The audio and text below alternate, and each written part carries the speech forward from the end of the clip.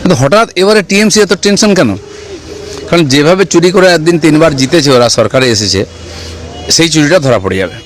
TMC আগের থেকে চিৎকার চেঁচামেচি, মমতা ব্যানার্জি বললেন, ভাইপো বললেন, এখন চামচা বেলচারা খুব চিৎকার চেঁচামেচি কিছু বীরত্ব দেখাচ্ছে, করতে দেবে না, হতে দেবে না। এর থেকে যে টেনশন তৈরি হচ্ছে তাতে বিএলওরা ভয় পাচ্ছেন। উনি তো তারপরে যেন ওনাকে থাপ্পড় মারা উচিত ছিল বিডিওকে। এরকম যারা পার্টি ক্যাডার হয়ে কাজ করে বিডিওরা, তাদেরকে চাকরি থাকা অধিকার নয়। যে আপনি ভাবুন 1250-এর মধ্যে 220 যদি ফলস ভোটার হয়, কি পরিমাণে জল আছে, দুধ তো নেই, জলের মধ্যে দুধ দেওয়া হয়েছে, এরকম পরিস্থিতি। এইটা ধরা পড়ে যাবে বলে টিএমসি ভয় পাচ্ছে। তারা ভেবেছিল, টিএমসি বলে রেখেছিল এসআইআর করতে দেবো না, কিন্তু ওরা বুঝে গেছে এসআইআর শুরু হয়ে গেছে আর ধরা পড়ে যাবে, আর সেই জন্য পালাচ্ছে, এবং পালাতেই হবে। নিজে চলে গেলে ভালো, নাহলে জেলের ভাত খেতে হবে।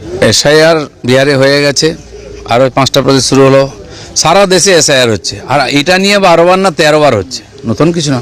কিন্তু হঠাৎ এবারে টিএমসি এত টেনশন কেন? কারণ যেভাবে চুরি করে একদিন 3বার জিতেছে ওরা, সরকারে এসেছে, সেই চুরিটা ধরা পড়ে যাবে। সেই জন্য বাকি রাজ্যে তো ওদের ভাইরা আছে, বন্ধুরা আছে, এনডি গঠবন্ধন আছে, কই তারা তো কোনো চেঁচামেচি করছে না। আমি এখানে থাকি নিউ টাউনে, পাশের একটা বুথে 1250 ভোটার আছে, তার মধ্যে 220টা হচ্ছে ফলস ভোটার, মানে 54 জন মারা গেছে, বাকি সংখ্যা সে এখানে থাকে না, কে বিয়ে করে চলে গেছে। আপনি ভাবুন 1250-এর মধ্যে 220 যদি ফলস ভোটার হয়, কি পরিমাণে জল আছে, দুধ তো নেই, জলের মধ্যে দুধ দেওয়া হয়েছে, এরকম পরিস্থিতি। এইটা ধরা পড়ে যাবে বলে টিএমসি ভয় পাচ্ছে।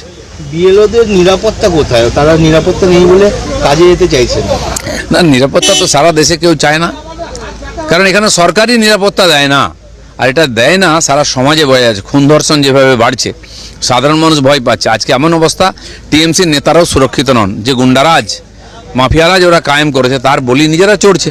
তো এর ফলে অসুরক্ষার ভাব সারা সমাজে, বিএলওরও তার বাইরে নয়, তারাও ভয় পাচ্ছে।